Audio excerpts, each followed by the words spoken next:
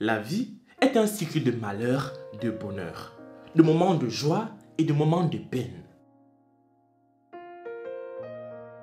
Lorsque nous traversons des moments difficiles, ayons la foi que le bonheur est en route. Quand tu souffres réellement, il se peut que parfois cela te paraît impossible de penser qu'un jour tout ira mieux. Mais la vérité est que la vie est difficile pour tout le monde. Je dis bien pour tout le monde. Et tu n'es pas le seul ou la seule à souffrir.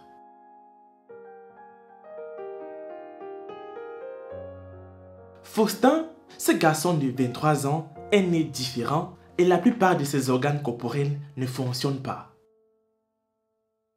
À commencer par ses jambes, ses bras et toutes les autres parties de son corps. Il ne parlait même pas et il n'a jamais dit aucun mot depuis qu'il est né. Comme les organes de son corps ne fonctionnent pas, cela donne à sa mère encore plus de difficultés à l'élever.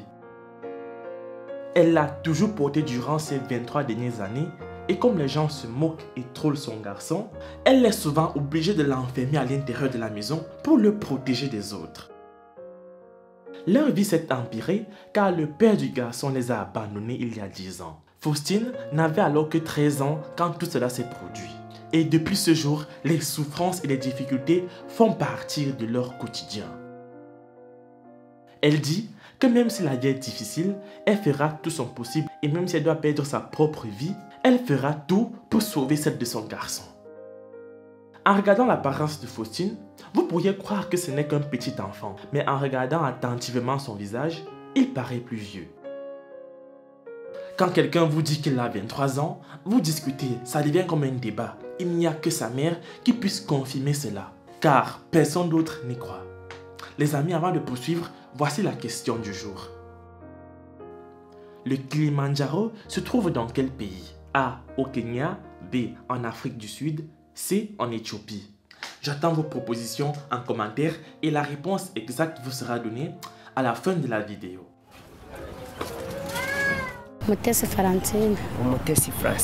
Sa mère dit qu'il est né différent et elle a su que ça allait être difficile pour elle lorsqu'elle l'a donné naissance par césarienne. Il était handicapé, mais sa mère a cru que peut-être après quelques jours, il ira mieux. Elle a attendu qu'il rampe, mais il n'a jamais rampé. Elle a attendu qu'il se mette debout, mais ça aussi n'était qu'un rêve. À partir de là, ses parents l'ont amené à l'hôpital pour voir si les médecins pourraient l'aider, mais son fils est resté malade.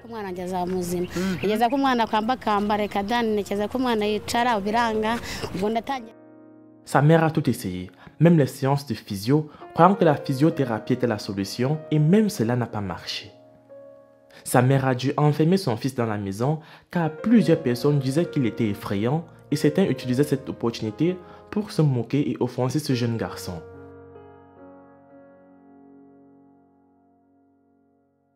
Elle dit que ce qui l'a fait le plus mal, c'est la façon dont le père les a abandonnés quand Faustine avait 13 ans. Cela fait maintenant 10 ans qu'elle est une mère célibataire et sa vie est la pire qu'elle n'ait jamais eue.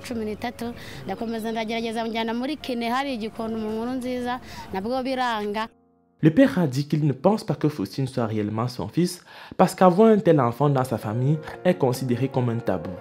Il a alors fait ses valises et est parti. Depuis ce jour, ils n'ont plus jamais eu de ses nouvelles. À cause de sa condition, elle dit que les gens ont différentes réactions face à son fils. Ce qui fait qu'il n'est jamais content, n'est jamais heureux, il ne rit jamais car il ne se sent pas accepté par la société. C'est pour ça qu'elle l'enferme toujours pour le protéger des harceleurs. N'ayant pas de travail permanent, cette mère fait tout ce qui paye. Si tu l'appelles pour laver tes habits, elle viendra le faire. Elle le fera vite et bien. Si tu l'appelles pour te puiser de l'eau, elle le fera, à partir du moment où elle est payée. Si tu lui demandes même de porter des briques, elle le fera, mais assurez-vous qu'elle soit payée pour son enfant. Elle dit qu'il n'y a aucun autre type de travail qu'elle ne peut pas faire. Et même quand elle est malade, elle s'assure toujours de faire tout ce qu'elle peut pour son fils. Quand nous lui avons demandé si elle pourrait pardonner à son mari et le laisser revenir, elle a répondu qu'elle ne pourra jamais le laisser entrer de nouveau dans sa vie car elle a beaucoup souffert dans cette solitude et la souffrance et que le retour de son mari ne sera pas une bonne chose et leur causera même encore plus de souffrance.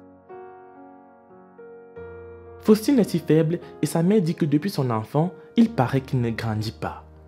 Il est resté comme un bébé et ses membres ne fonctionnent pas. Elle ajoute que même ses dents ne sont pas fortes et ne lui permettent même pas de mâcher correctement les aliments.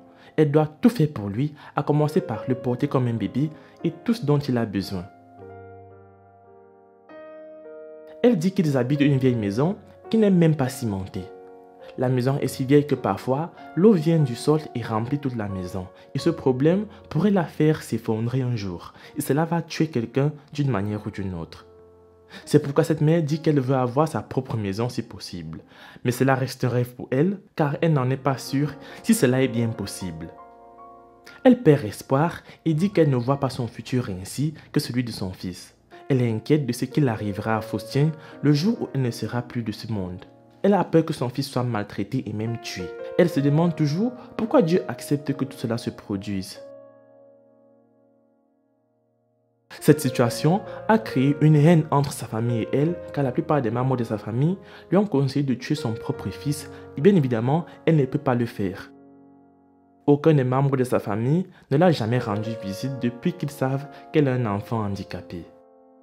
Comme nous pouvons le voir, elle souffre, et élever cet enfant est un dur challenge pour cette mère. Nous pouvons l'aider et la tendre la main pour qu'elle puisse avoir une vie meilleure en contribuant via le lien GoFundMe qui se trouve dans la description de la vidéo. C'est la fin de la vidéo les amis. La réponse est elle de Kenya. Laisse un like si tu as trouvé.